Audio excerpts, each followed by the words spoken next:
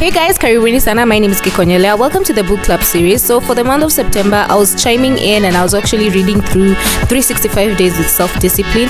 Well, 365 Life-Altering Thoughts on Self-Control, Mental Resilience and Success, a book written by Martin Meadows, is the pen name of an author who has dedicated his life to personal growth.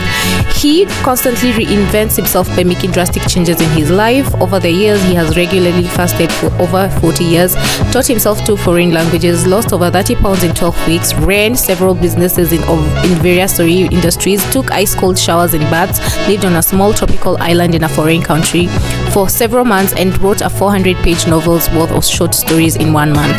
But self-torture is not his passion. Martin likes to test his boundaries to discover how far his comfort zone goes. His findings, based both on his personal experience and on scientific studies, help him improve his life. If you're interested in pushing your limits and learning how to become the best version of yourself, you'll love Martin's work.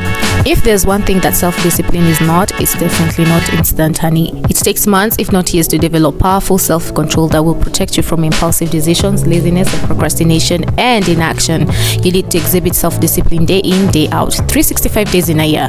What if you had a companion who would remind you daily to stay disciplined and persevere even when the going gets tough? 365 Days with Self-Discipline is a practical, accessible guidebook for embracing more self-discipline in your everyday life. You learn how to do this through 365 brief daily insights from the world's brightest minds, expanded and commented upon by best-selling personal development author Martin Meadows. This isn't just an inspirational book, guys. Most of the entries deliver practical suggestions that you can immediately apply in your life to become more disciplined. Here are just some of the things you learn. Why living your life the hard way makes it easy. Any other suggestions from a successful entrepreneur and longevity scientist. How to overcome your initial resistance and procrastination based on the remark made by one of the most renowned Renaissance men. Why, according to an influential neurosurgeon, it is key to see problems as hurdles instead of obstacles, and how to do that. How to embrace an experimental mindset to overcome a fear of failure, a technique recommended by a successful entrepreneur and musician. How to quit in a smart way, according to a world-famous marketing expert. How to improve your productivity at work by implementing the advice from one of the most successful detective fiction writers. How a trick used by screenwriters can help you figure out the first step needed to get closer to your goals. How to maintain self-discipline in the long term by paying attention to what a best-selling non-fiction author calls necessary to survive and thrive. How your most common thoughts can sabotage your efforts, and other valuable insights from one of the most respected Roman Stoics. And how to overcome temporary discouragement and look at your problems from the proper perspective as suggested by a well-known public speaker and author. If you're ready to finally change your life and embrace self-discipline, not only for the next 365 days, but for the rest of your life, buy this book now, and together let's work on your success. So for me, I would definitely say why I chose to review it is because I felt like I needed a new me in my life, a new routine, and needed a self-help book to inspire me on how to start the journey of improving myself, doing life day by day, teaching myself new tricks and new routines and new habits is not always easy. And so one big lesson which is unique to me is my journey is special. It's built and it's meant for me, and past versions of what I thought I was supposed to be are not me now. And so far, from what I know, God has made me to be in all my different aspects of life for a greater, higher self version of me. I've yet to meet her, but it's not always easy picking myself up. But what's even harder is staying stuck in something you know you don't deserve or is killing you slowly, day by day. You're unhappy, you're constantly complaining, you can't even recognize who you are anymore, you're never present. And I mean present being intentionally, diligently, and like you're there, determined, like uko hapo, intentionally diligent about showing up, devoted. Yeah, that's what I'm looking for. I'm not claiming I'm a perfect being, but all I am saying is I am now devoting all I devoted to others to me, because I am learning and choosing to intentionally and diligently show up consistently for a better version of me and for my daughter, for our overall future selves. Would I recommend this book to others? Yes. I'm gonna insert screenshots from other reviews that I read from Google, and it literally did. Yeah, it did it did add like a backup of, this book is the best book that I should read and that I should check out, because I was in a place where, there's this saying that they say, once you're in rock bottom, the only way is now up. And I needed such a self-help book, like such a helping book to just tell me this is the reality of life. And sometimes, it's not always, daisies and roses are red and violets are blue. But it's nice. It's a book I never miss reading every night. I love the quotes. Mostly I'm a quote lover, and if you know me, you know all my favorite quotes. I've always been sharing them on TikTok. Do follow me on there, as well as on my Chick Devo Boss Instagram account.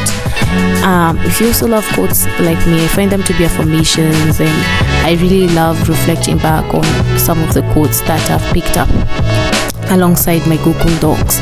So the rating I'm giving this book so far, I'm gonna give it a 5-star, because I'm on day 39 and the title is on moderation as a bad thing.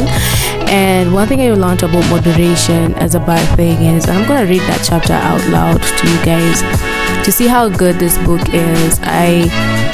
I sat down with it, and because I read it every night, and I was like, dang, that feels like how my day was today, and how I'd beaten myself up, and how I felt like, oh damn, I can't face myself, like, dang, I did show up. But you know what, this book keeps me back on track. I do my devotionals, but there's always something about reading these self-help books that just empowers you a little bit more, and just adds into that encouragement as well. Because I do believe there's a human being experience that I also have to live, as much as I also am longing for the spiritual satisfaction that I long for with Christ in my heart, and with the longing to one day see Him. I just also want to have an experience on earth that makes me understand that, you know what, it isn't always that bad. So day 39 on moderation is a bad thing. I'm going to read it out loud. The first quote is, sometimes moderation is a bad counselor. Faustos Sasigianani. And I'm so sorry for the way I'm spelling these things. It's early in the morning. Last night I didn't sleep. I haven't been sleeping quite well. And it's one of those times where you gotta put your head, you gotta be bad, you gotta be bold, you gotta be wiser, you gotta be strong, you gotta stay tough, you gotta stay together. I'm pushing through life. And so I'm gonna start off with the first paragraph, which says, in yesterday's entry we talked about moderation being a good thing. Today we'll approach the topic from a different perspective. Some people use moderation as an excuse to not do their best, often mistaking mediocrity for moderation. Let's call it a day. I've already worked 5 minutes more than yesterday. You gotta stay in balance. Let's stick with the same weight for the next 5 workouts, even though I can easily lift it. Moderation is key. I've already done 2 sizes. I guess I'm still a bit overweight, but let's not forget that going to the extreme is a bad thing. If you use moderation as an excuse not to push your limits, you're mistaking moderation with mediocrity. If you're trying to lift a weight that you can barely lift off the floor, some moderation will be good for you. If you're lifting it like it's a feather and telling yourself you're still doing great because at least you're exercising, you're letting mediocrity limit your growth. Sticking to easy things that are well within your grasp is in moderation. Equating mediocrity with moderation largely comes down to having low standards. A person who thinks that exercising once a week is incredible because most of his friends only exercise with a TV remote will most likely stop challenging themselves well before it will be wise to remember about moderation. That's not to say that you should compare yourself to other people.